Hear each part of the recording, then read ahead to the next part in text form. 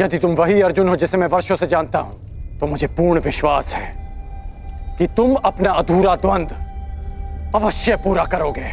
मैं पहले भी वही अर्जुन था और अब भी वही अर्जुन हूं। मुझे ये द्वंद स्वीकार है।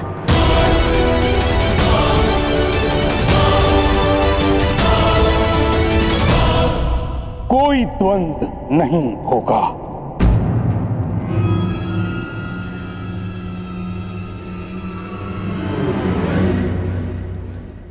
क्यों पितामह? महामंत्री के अनुसार अर्जुन ने मुझे पराजित किया, परंतु वो स्वयं भी विजयी नहीं हुआ है। अगर वो सर्वश्रेष्ठ है तो उसे सिद्ध करना होगा।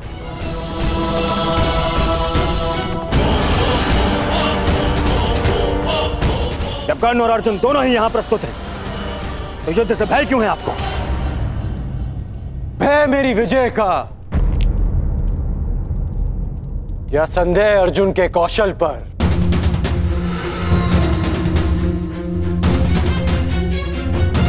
या अविश्वास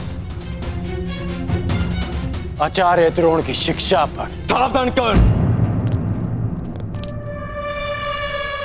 मेरे गुरु के अपमान का दुस्साहस मत करना। आज्ञा दीजिए पितामह। आज संसार देखेगा आचार्य द्रोण द्वारा रचित अर्जुन नामक तट से टकराकर कर्ण नाम की लहर कैसे टूटती है। किस प्रकार मेरे में कर्ण के चुनौती के सूर्य को अस्त करते हैं। कर्ण ने हस्तिनापुर की न्याय और नीति पर प्रश्न उठाया है। आज इन्हें विश्वास हो जाएगा कि हस्तिनापुर में अब भी न्याय और नीति का शासन है।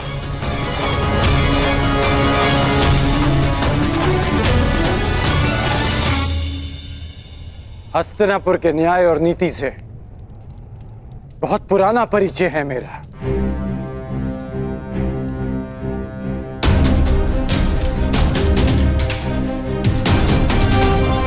परंतु मैं तुम्हारे कौशल का परिचय जानना चाहता हूं।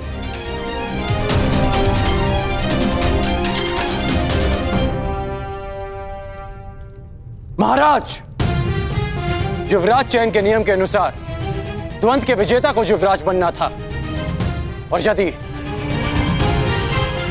प्रतिनिधित्व के बल पर युवराज चयन होता है तो कुमार दुर्योधन को भी उचित प्रतिनिधित्व मिलना चाहिए, जो उन्हें नहीं मिला। महाराज,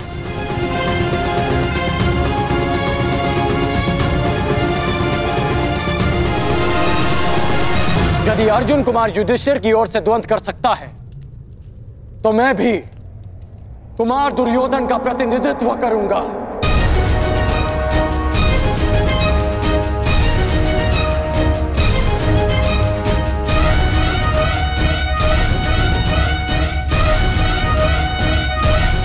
और इस स्थिति में भी अर्जुन और मेरे मध्य द्वंद शेष है।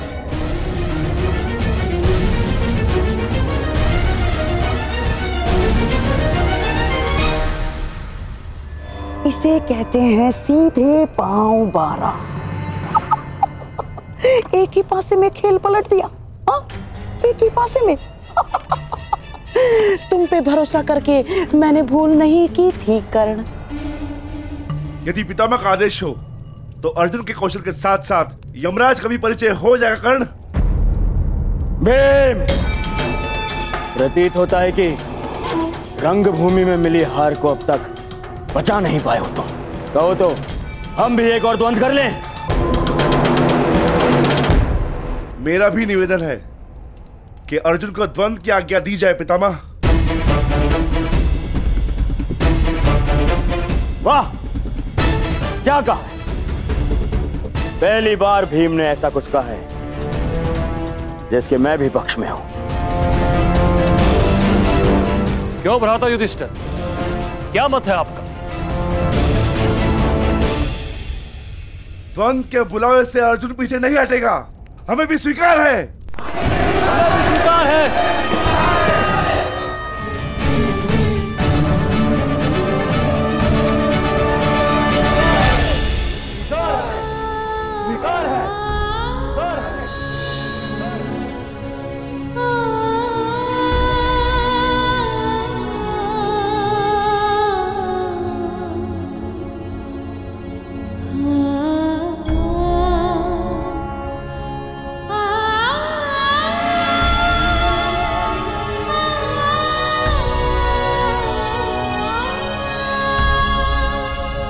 परंतु मुझे स्वीकार नहीं।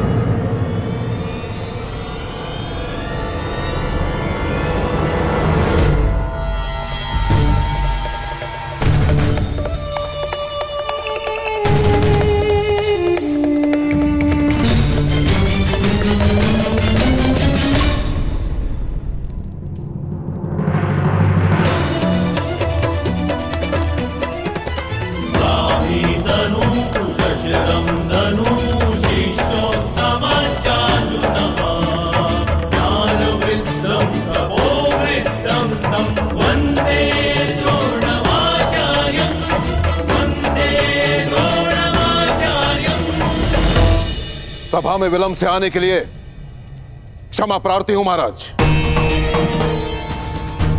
मेरे शिष्यों में से सर्वश्रेष्ठ योद्धा कौन होगा, इसका चयन केवल मेरे अधिकार क्षेत्र में आता है महाराज, केवल मेरे।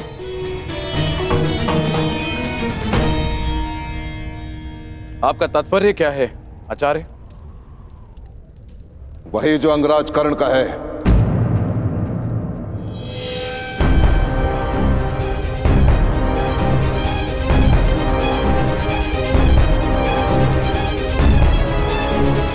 यदि सर्वश्रेष्ठ योद्धा का चयन युद्ध भूमि है तो युद्ध भूमि मैं दूंगा।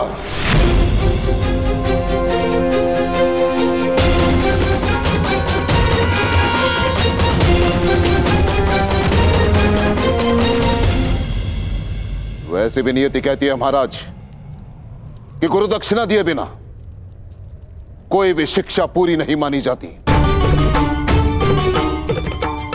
मुझे गुरु दक्षिणा चाहिए, वो भी राजकुमारों से। और जो शिष्य मुझे मेरी गुरु दक्षिणा प्रदान करेगा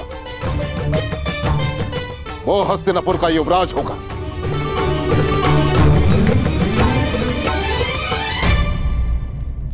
आचार्य, कहीं इस घृणा का अर्थ भी वही तो नहीं जिसके कारण एकलव्य का अंगूठा छीना था आपने? मुझे तो केवल शंका है कि यह परीक्षा भी उसी शिष्य के लिए तो नहीं जिसे आप सर्वश्रेष्ठ मान चुके हैं।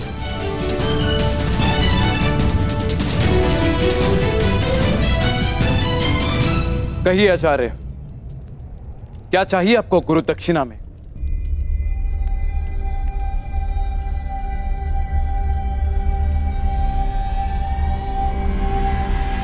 पांचाल नरेश द्रुपद।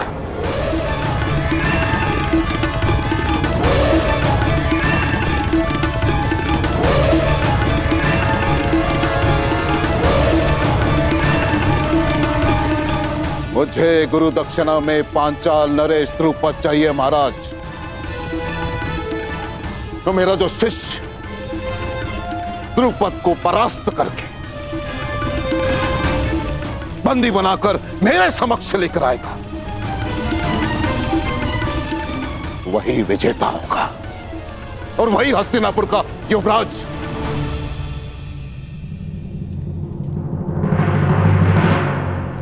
ये कैसी गुरु दक्षिणा है आचार्य?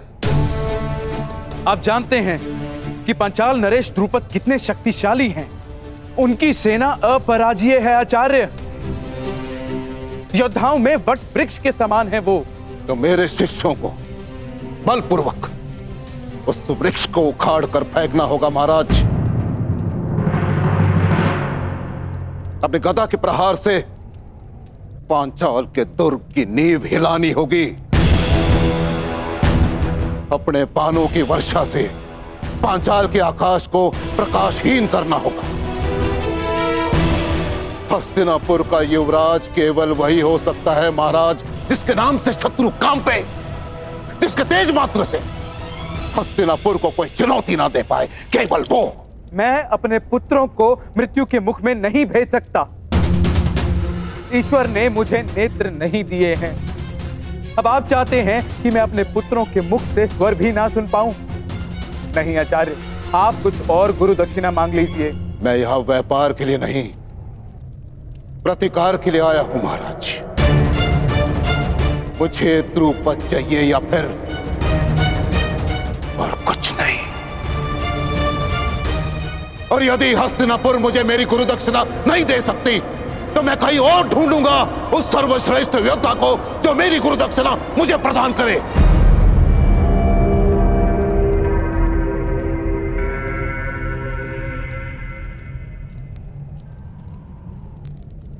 ठीक है आचार्य, हस्तिनापुर की सेना आपके लिए द्रुपद को लेकर आएगी। ताची स्वयं द्रुपद को बंदी बनाकर लेकर आएंगे। नहीं महाराज, मैं महामहिम का गुरु नहीं हूं, मैं गुरु राजकुमारों का गुरु हूं। मुझे गुरु दक्षिणा चाहिए तो केवल इन्हीं से चाहिए। परंतु एक बात का स्मरण रहे महाराज, हस्तिनापुर का प्रारंभ केवल वही बन सकता है जो सिंह के साथ युद्ध करे। जिसे हस्तिनापुर के ध्वज में अपना नाम अंकित करना है उसे सर्वप्रथम पांचाल के ध्वज को झुकाना होगा।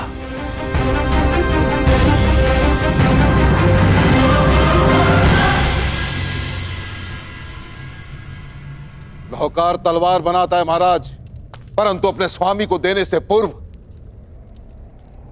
उसकी धार को परखता है। परंतु मैंने उस धार को परखे बिना वो तलवार आपको सौंप दी, परंतु अब परख होगी महाराज। मैं देखना चाहता हूं कि मैंने शूरवीर योद्धा तैयार किए कि हस्तिनापुर में केवल अपना समय नष्ट किया है। क्या तुम 105 में से कोई है जो अपने गुरु के ऋण को चुका सके?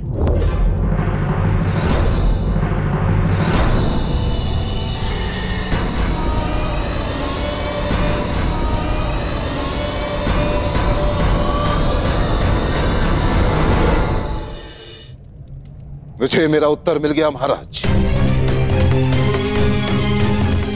आज अपने ही परीक्षा में असफल रहा। आप अपना युवराज चुनने के लिए स्वतंत्र हैं और मैं अपने सर्वश्रेष्ठ शिष्य को ढूंढने जा रहा हूं।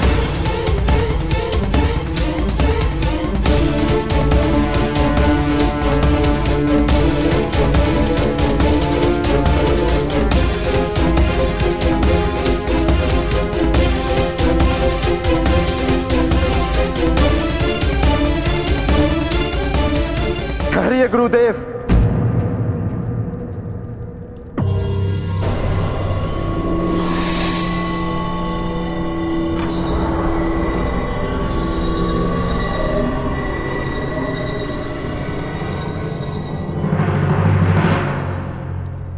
विलंब से उत्तर देने के लिए क्षमा चाहता हूं।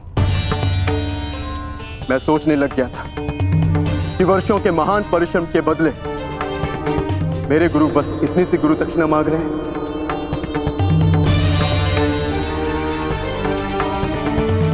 आपने संसार के सर्वश्रेष्ठ योद्धा तैयार किए हैं गुरुदेव, ये मैं सिद्ध करूंगा। मैं पांचाल नरेश को आपके समक्ष लेकर आऊंगा। मैं पांचाल की ध्वजा को आपके चरणों में भेंट करूंगा।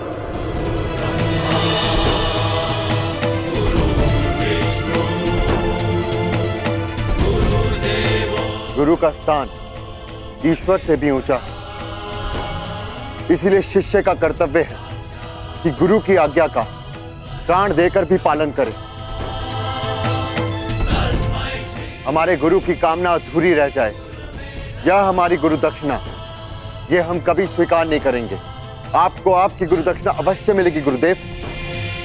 हम पांचों कल ही पांचाल की ओर प्रस्थान करेंगे।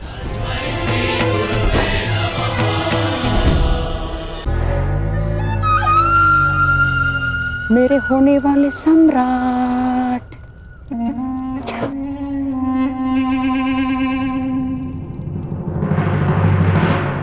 हम भी जाएंगे।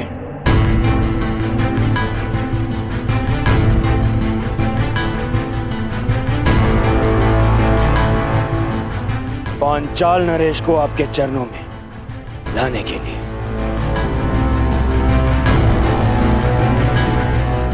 और अब युवराज का चुनाव गुरु दक्षिणा ग्रहण के पश्चात ही होगा।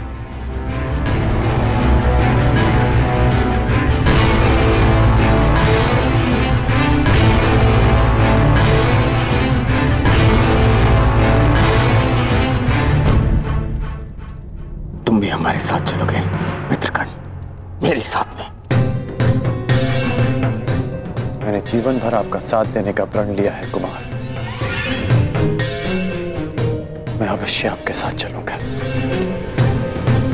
कुमार दुर्योधन, यदि एक सूत पुत्र अपनी योग्यता सिद्ध करने के लिए एक राजकुमार से सहायता मांगे तो वो उचित है, परंतु एक राजकुमार युवराज बनने के लिए एक सूत पुत्र से सहायता ले वो उचित नहीं है। जो युवराज बनने के योग्य नहीं। मैं केवल एक बार मां महिम से कहता तो संपूर्ण पांचाल राज मेरे चरणों में होता, परंतु मैंने ऐसा किया नहीं।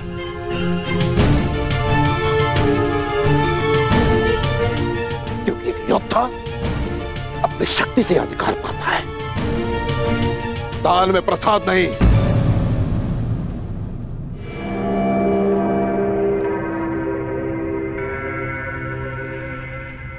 जितने शिष्य अपने ज्ञान की शक्ति प्रदान की है वो आने वाले कल के सम्राट की दाहिनी भुजा बनने वाले हैं।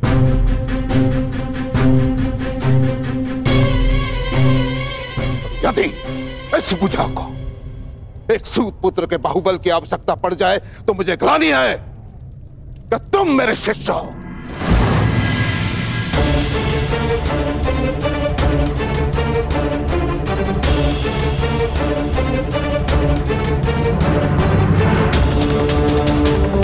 अंगराज कर्ण, तुम अपने मित्र के सहायता के लिए प्रस्तुत हो, ये तुम्हारा कर्तव्य है। परंतु युवराज पद के इस परीक्षा में तुम सम्मिलित रहे, ये तुम्हारा अधिकार नहीं था। ना तो तुम मेरे शिष्य हो और ना ही रंगभूमि के भांति इस बार मैंने किसी योद्धा को ललकारा है।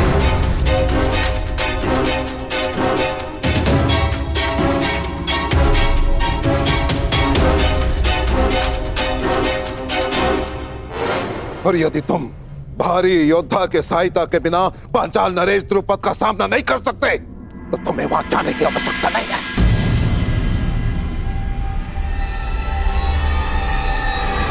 आचार्य,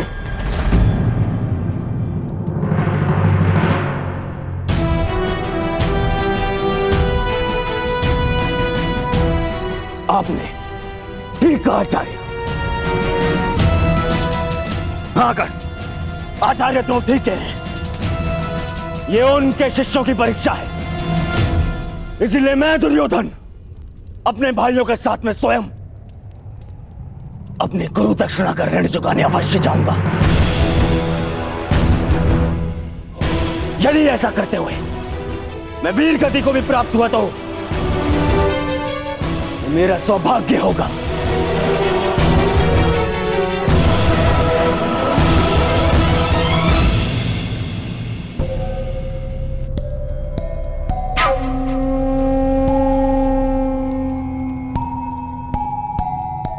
परंतु यदि ऐसा हुआ तो मेरी आत्मा पर एक उत्तरदायित्व का भार शेष रह जाए।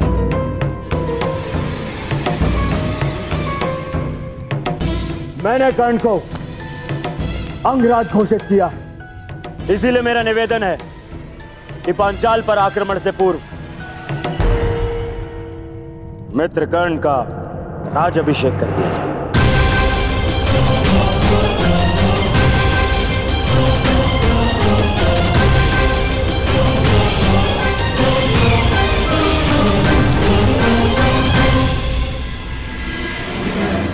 पितामह, अंग देश पर आपने विजय प्राप्त की, उस पर आपका नियंत्रण है, इसलिए मैं आपसे निवेदन करूंगा, हमारे परायण से पूर्व आप स्वयं कर्ण का राज्याभिषेक करें।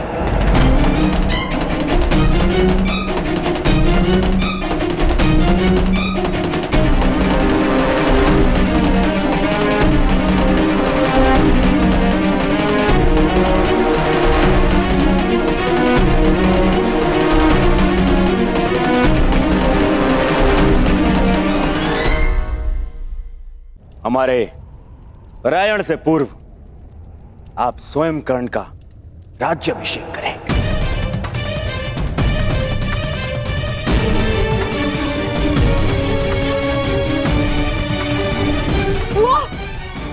महाराज, पुत्र दुर्योधन का विचार प्रशंसनीय है। अपने वचन और उत्तरदायित्व का भान रखना महान पुरुषों का लक्षण है महाराज। अब आपने कर्ण को अंगराज घोषित कर दिया, तो वो राज्याभिषेक से वंचित क्यों रहे महाराज? तो यह निश्चित रहा, कल प्रातः काल ही अंगराज कर्ण का राज्याभिषेक किया जाएगा।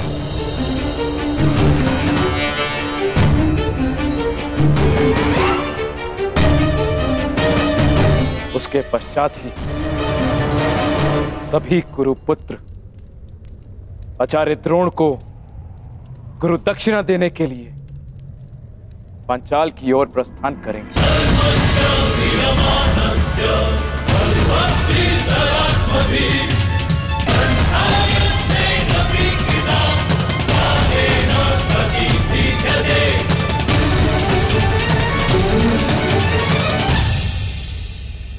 बधाई हो मित्र, तुम भाग्यशाली रहे। मैं तो वर्षों से प्रतीक्षा कर रहा हूं कि कब पिता महाराज का मुकुट मेरे सर पे रखेंगे। अंग का मुकुट भी आप ही का है मित्र, और रही बात युवराज के मुकुट की, तो पांचाल नरेश को पराजित करते ही वो स्वयं आपके शीश पर शोभित हो जाएगा।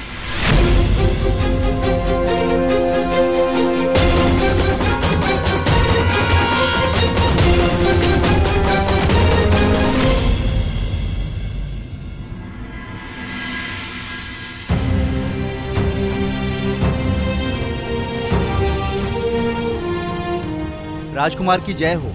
महारानी ने आपको स्मरण किया है। कल तुम्हारे राज्याभिषेक में मिलते हैं अंगराज कर्ण। मित्र,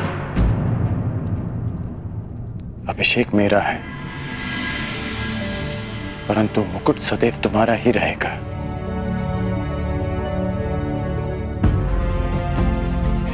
मित्र कर्ण,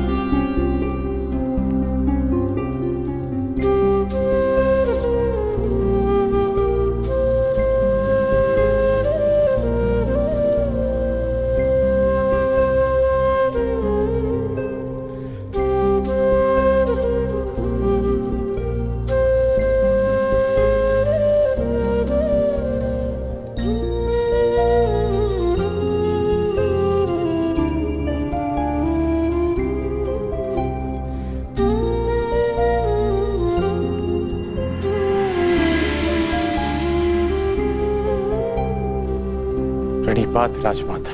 यशस्वी भव।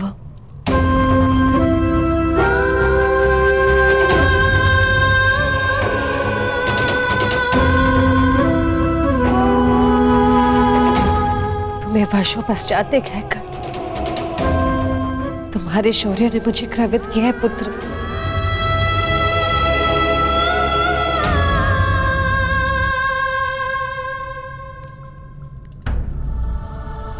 मुझे पुत्र कहकर आप अपना स्तर क्यों हीन कर रही हैं राजमाता?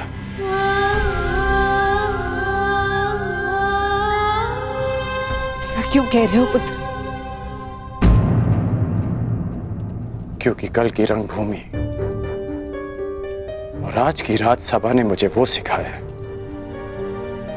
जो गुरु परशुराम ने भी नहीं सिखाया, कि मनुष्य को उसका उद्गम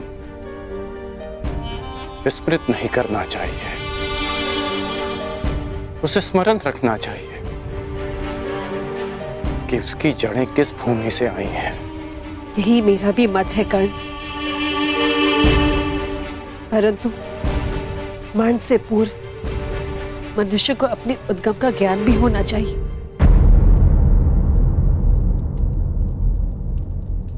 क्या तुम जानते हो कि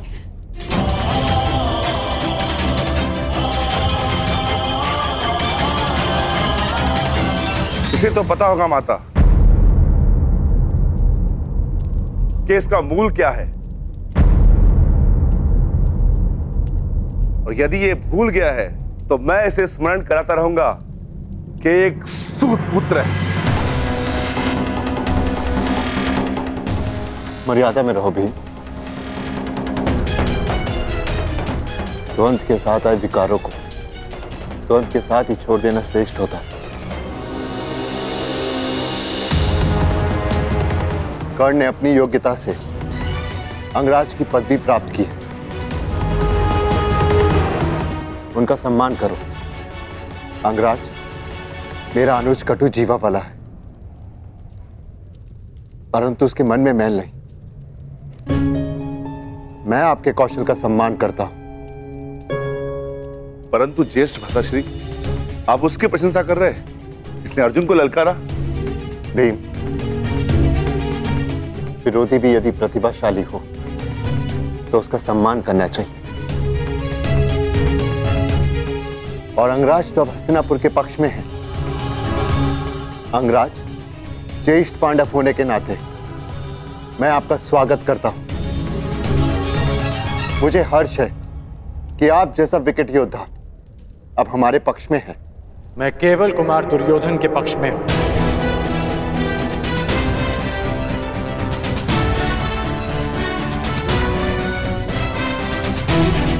अंगराज,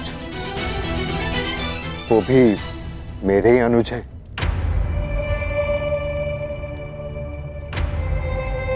चलिए माताश्री।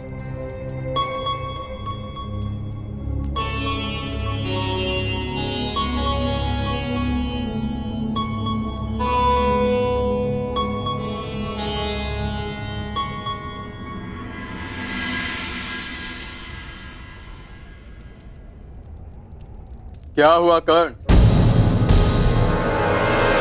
अंगराज बनकर भी प्रसन्न नहीं हुए? नहीं,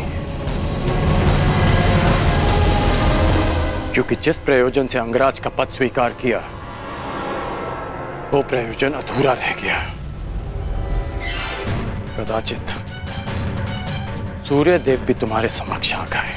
मनुष्य पर अन्याय का आरोप लगाते हुए तुम्हारा मन नहीं भरा, जो अब देवताओं पर लक्ष्य साधने लगे? लक्ष्य तो मात्र एक है कि तुम्हें पराजय का स्वाद चखा सकूं, कि सर्वश्रेष्ठ होने के तुम्हारे अभिमान को भंग कर सकूं, कि वो अधूरा द्वंद पूरा कर सकूं। एक बात तुमने उचित कही थी रंगभूमि, कि धनुष से निकला बाण कभी लौट कर नहीं आता, परंतु सत्यंचा लौट कर आती है। निश्चित रूप से रंगभूमि लौट कर नहीं आएगी कर्ण, परंतु हमारा द्वंद्व लौट कर अवश्य आएगा। और उस दिन कुछ भंग होगा तो मुझे पराजित करने का तुम्हारा स्वप्न एक दिन अवश्य आएगा कर्ण, जिस दिन हमारे बीच न सूर्यदेव होंगे, न पितामह और न आचार्य द्रोण, केवल हमारे बाण बात करेंगे। और तब तक यह अधूरा द्वंद्व मेरे मन पर भी भार बनकर रहेगा। ये भार कल प्रातः और बढ़ जाएगा जब तुम मेरा राज्य अभिषेक होते देखोगे।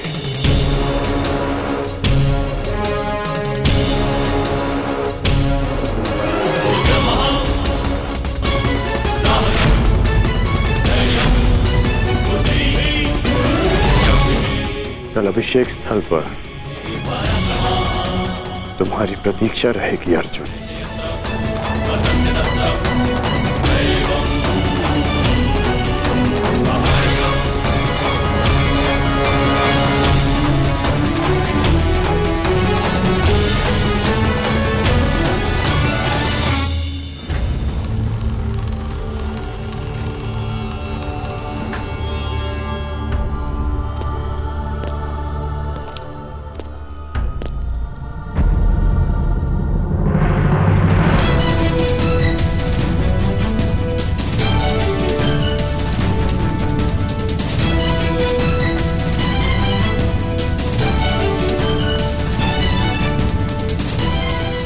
कर्ण का रक्षण केवल हिमालय की जड़ी बूटियों और दैवीय औषधियों से ही संभव था। राजकुमारी, मनुष्य मानता है कि जीवन का मार्ग सदा के लिए सीधा और सरल चलता रहेगा, किंतु एक घटना उस मार्ग को सदा के लिए मोड़ देती है। प्रणाम देवी। आप सब कुछ जानते थे ना अधिरथ, तो इतने वर्षों तक मौन क्यों रहे? क्यों नहीं बताया कि कर्ण मेरा? जब वन में मिले थे तब क्यों नहीं बता दिया था आपने? क्योंकि मैं प्रतिज्ञाबद्ध था देवी। देवी प्रियंवदा ने मुझे वचनबद्ध करके रखा था। वचन तोड़ना अपराध है, किंतु एक पुत्र अपनी माता के प्रेम से वंचित रखना, क्या ये अपराध नहीं?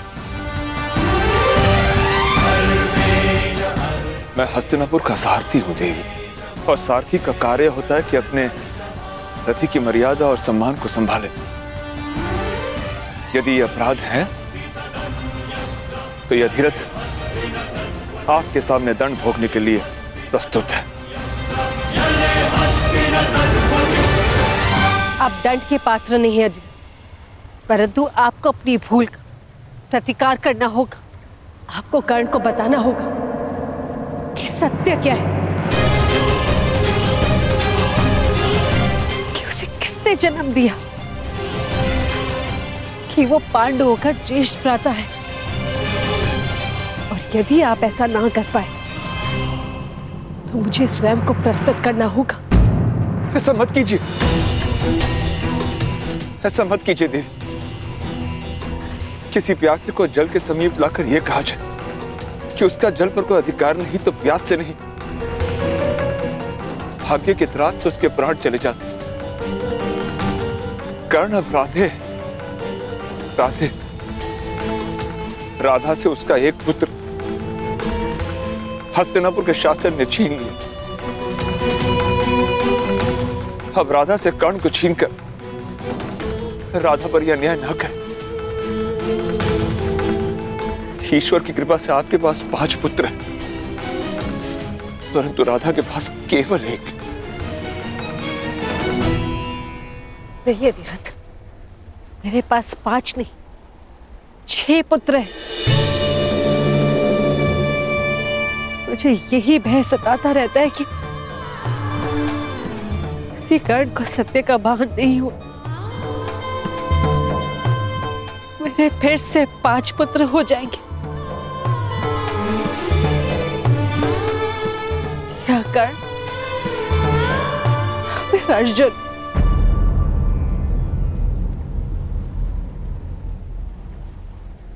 आपने कर्ण को रोका क्यों नहीं? क्यों धनुष उठाने दिया उसे? क्यों अर्जुन के समक्ष आने दिया उसे? क्यों? रात्रि की भेड़ी कब तक सूर्य के पांव जकड़ के रख सकती है? सूर्य पुत्र है आपका कर्ण। अधिरथ नामक एक छोटा सा मेघ उसकी आभा, उसकी तेज को कैसे रोक सकता है? जिसके शरीर पर जन्म से ही कवच हो, उसके जन्म का कारण धनुष उठाना ही तो होगा देवी। जिसे महामहिम भीष्म का आदेश न रोक सका, जिसे आचार्य द्रोण की उपेक्षा न रोक सकी, उसे यह अधिरथ कैसे रोक पाता?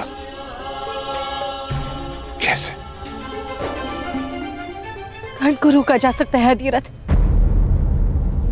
भाइयों को एक दूसरे का रक्त बहाने से रोका जा सकता है।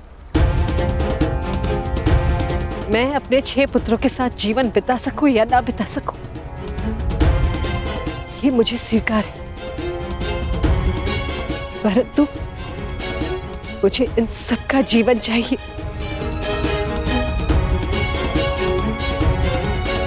कैसे देवी? एक मार्ग है अधिरथ।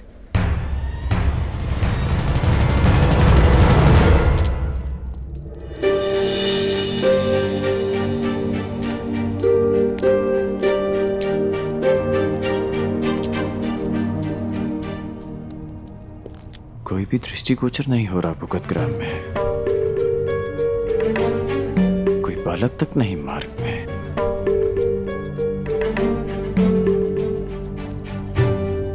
कहाँ गए सब? उस वीर की स्वागत की तैयारी में,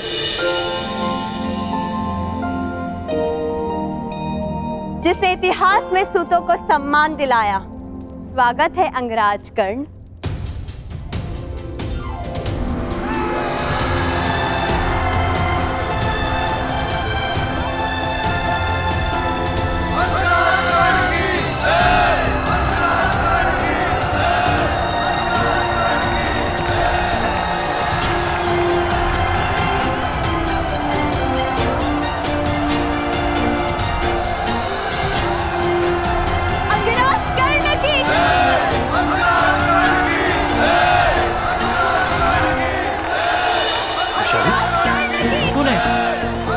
कर रही हो? तुम क्या कर रही हो रुशाली? रोक क्यों नहीं रही इन्हें? नहीं कर्ण, आज नहीं। शताब्दियों से जिनकी आंखों में केवल अश्रु रहे हैं, आज उनके होठों की मुस्कान मत रोको। आज उनकी आंखों में आकाश को छूने का स्वप्न है। हाँ कर्ण, अर्जुन का सामना करना तुम्हारे लिए केवल एक पल था, परंतु इनके लिए वो पल आने वाले स्वर्णिम कल का स्वप्न है। पहली बार क्षत्रियों की रंगभूमि ने सूतों के जीवन में रंग भरा है। वर्षों से अपमान का विष पीने वालों ने आज पहली बार सम्मान का अमृत चखा है। तुम्हारे पास सारे मार्ग हैं, मुझे रोकने के भी और मुझे उकसाने के भी। कल जब मेरा राज्य अभिषेक होगा तो दर्शकों की दृष्टि मेरे मुकुट पर होगी और मेरी दृष्टि उस पर जिसने मुझे स्थान तक पहुंचाया, तुम पर वैशाली। क्यों? मैं वहां किस अधिकार से जाऊंगी?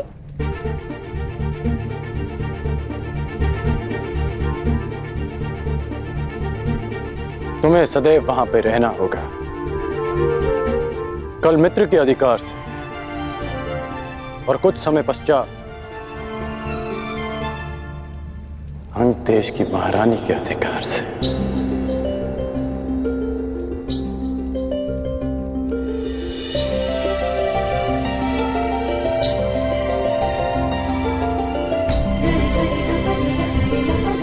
बधाई हो।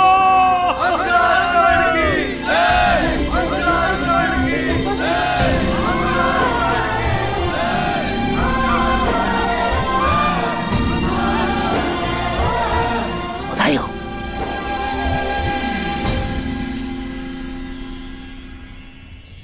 अंगराज कर्ण।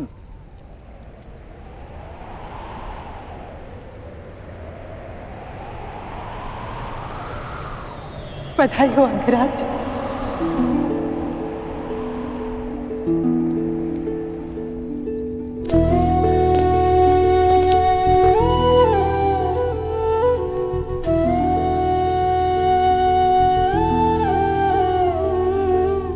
सबके मुख से अंगराज सुनना अच्छा लगता है माता, परंतु आपके मुख से ये अपशब्द प्रतीत होता है। मैं आपके लिए केवल कर्ण, आपका बालक कर्ण, राधे कर्ण।